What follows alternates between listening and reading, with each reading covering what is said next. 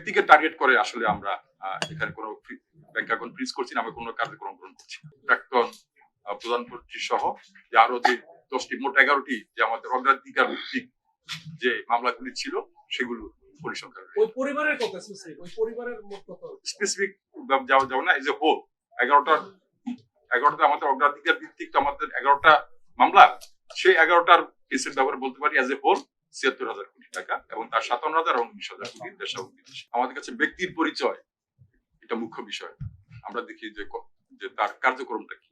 এখন যাদের সাসপিশাস, যাদের কার্যক্রম আছে, যাদের ব্যাংক অ্যাকাউন্ট ফ্রিজ করার মতো এলিমেন্ট যাদের আছে, তাহলে সেই ব্যক্তি যেই হোক না কেন সেটা আমাদেরকে ফ্রিজ করতে হবে। এখন কোন সময়ে কার কর্মকাণ্ড সার্ফেসে চলে আসবে সেটা তো আমরা নিয়ন্ত্রণ করি। যখন আমাদের কাছে যেটা প্রতিফলিত হবে, আমাদের কাছে যেটা স্পষ্ট হবে যে এই ব্যক্তির কার্যক্রম সন্দেহজনক, এই ব্যক্তির কার্যক্রম আইনের বাইরে চলে গিয়েছে, তখন আমাদেরকে আইন অনুযায়ী ব্যবস্থা নিতে হবে। সুতরাং এখানে কোনো ব্যক্তিকে টার্গেট করে আসলে আমরা এখানে কোনো ব্যাংক অ্যাকাউন্ট ফ্রিজ করছি না, আমরা কোনো কার্যক্রম গ্রহণ করছি। আমরা খুব শর্ট টার্মে যে আমরা বড় ধরনের কোনো রেজাল্ট পাবো এটা আশা করতে পারি না। তারপর নেভার দিলেস আমাদের কিছু সিভিল প্রসিডিংস, আমি বলেছি সিভিল প্রসিডিউরে আমরা দু একটি মামলা একটু অগ্রগতি আমাদের আছে এবং সেখান থেকে আমি আগে আশাবাদ ব্যক্ত করেছি যে আমরা হয়তোবা খুব শীঘ্রই by the end of this year হয়তোবা আমরা এই সিভিল মামলার আওতায় কিছু আমাদের রিকভারি করতে পারি। আমি Taki Mohammad Zubair, daily times of বাংলাদেশে কাজ করি। স্টুডেন্ট অ্যাসেট রিকভারি প্লাস তাদের পাচারের বিষয়টা যে গুরুত্ব সহকারে শনাক্ত করতে পারছে যে তারা এতটুকু পাচার করেছে, বা এটা মোটামুটি শনাক্ত করা গেছে, এই পরিমাণটা কত? আমাদের প্রথম প্রশ্ন যেটি করেছেন, আসলে 11টি জয়েন্ট ইনভেস্টিগেশন টিমের মাধ্যমে আসলে আমাদের কার্যক্রম অব্যাহত আছে। তার মধ্যে একটু আগে আমি বলেছি ৭৬,০০০ কোটি টাকা ভিতরে চিহ্নিত হয়েছে, ৫৭,০০০ কোটি টাকার দেশে এবং ১৯,০০০ কোটি টাকার দেশে।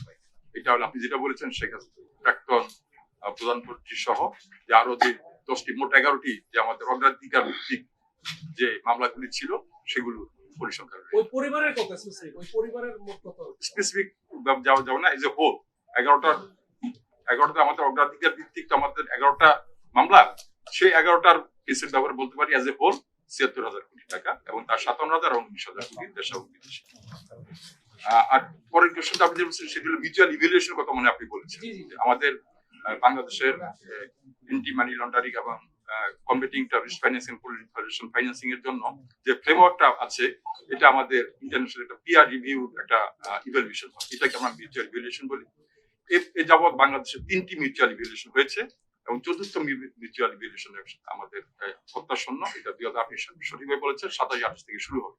তার প্রস্তুতি আমাদের চলছে। আসলে মিউচুয়াল ইভ্যালুয়েশনের জন্য আলাদা কোনো প্রস্তুতি কোনো প্রয়োজন। মিউচুয়াল ইভ্যালুয়েশনটা আমাদের ডে টু ডে যে ওয়ার্ক, আমাদের যে রুটিন ওয়ার্ক, এটা যদি আমরা সঠিকভাবে করি তাহলে আমাদের মিউচুয়াল ইভ্যালুয়েশনটা হয়ে যাবে। আমরা সেটাই করছি।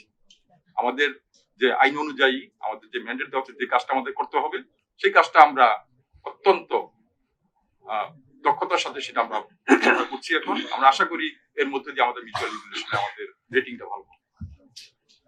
জি, আসসালামু আলাইকুম। আমি সোহাগ আহমেদ, চূড়ান্ত পর্যায়ে আছে, সেটা হলো এমএলটি ট্রিটি যেটা বলছেন, আপনি মাল্টিলেটারাল অ্যাসিস্ট্যান্স ট্রিটি যেটাকে বলে, সেটা আমাদের সাথে আমাদের এমইউ আছে, মেমোরান্ডাম অফ আন্ডারস্ট্যান্ডিং এমইউ আছে 180টা দেশের সাথে, এবং এমওইউ এর আওতায় আমরা এডভান্স সিকিউর ওয়েবের মাধ্যমে আমরা প্রতিনিয়ত তথ্য আদান প্রদান করে থাকি প্রয়োজন অনুযায়ী।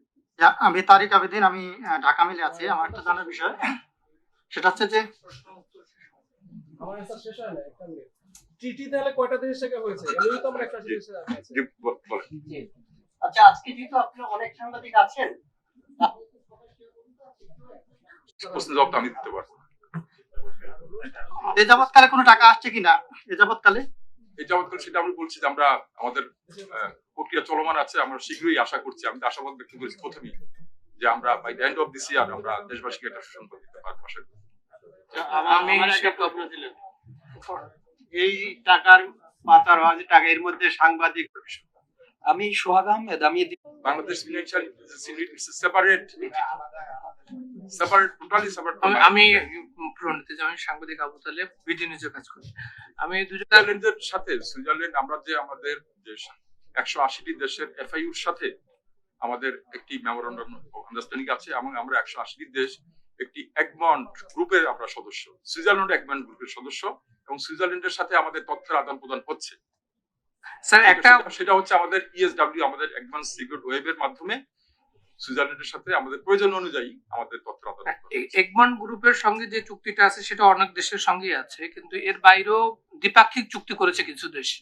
বাংলাদেশ ব্যাংক এটা আপনি যেটা বলছেন আসলে বিএফআই স্টেক হোল্ডার অনেক, যেমন ব্যাংকগুলো বিএফআই রিপোর্টিং এন্টিটিস। আমাদের বিএফআই এর কাজই হলো, আমাদের ম্যান্ডেটই হলো যে মানি লন্ডারিং যাতে না হয় সেজন্য প্রয়োজনীয় ব্যবস্থা গ্রহণ করা। আমরা সেই কাজটাই করে যাচ্ছি এবং প্রতিনিয়ত যে এখন ধরছেন যেহেতু টেকনোলজিক্যাল ডেভেলপমেন্টের কারণে এর মানি লন্ডারিং এর এখন ধরনটা পাল্টিয়ে গেছে। সুতরাং আমরাও টেকনোলজিক্যালি আমরা এগুলোকে প্রতিরোধ করার জন্য টেকনোলজিক্যালি আমরা ইকুইপড হচ্ছি এবং সেভাবেই আমরা আমাদের কার্যক্রম পরিচালনা করছি। স্যার, আমার নাম মাসুম খান স্যার, আমি আগামী সময়তে কাজ করি স্যার। আমাদের তো তথ্যের গোপনীয়তা রক্ষা করতে হবে। তথ্যের গোপনীয়তা রক্ষা করা মানে কি ম্যানেজ হয়ে যাওয়া? এটা তো না, কারণ এই দেশের যে প্রত্যেকটা সিটিজেন কিন্তু রাইট আছে, যে অন্যায় করছে তারও কিন্তু একটা রাইট আছে, তারও তথ্যের সুরক্ষা। তাকে আমরা পাবলিকলি একজন অপরাধীকেও আমরা পাবলিক হিউমিলিয়েট করতে পারি না।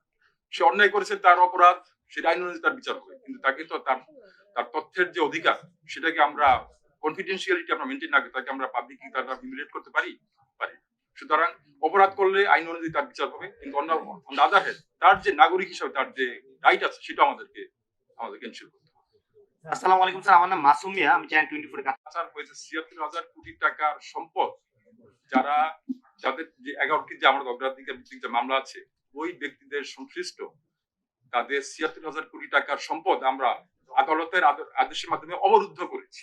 তার ভিতরে ৫৭,০০০ কোটি টাকার সম্পদ হলো দেশে অবস্থিত আর ১৯,০০০ কোটি টাকার সম্পদ বিদেশে অবস্থিত।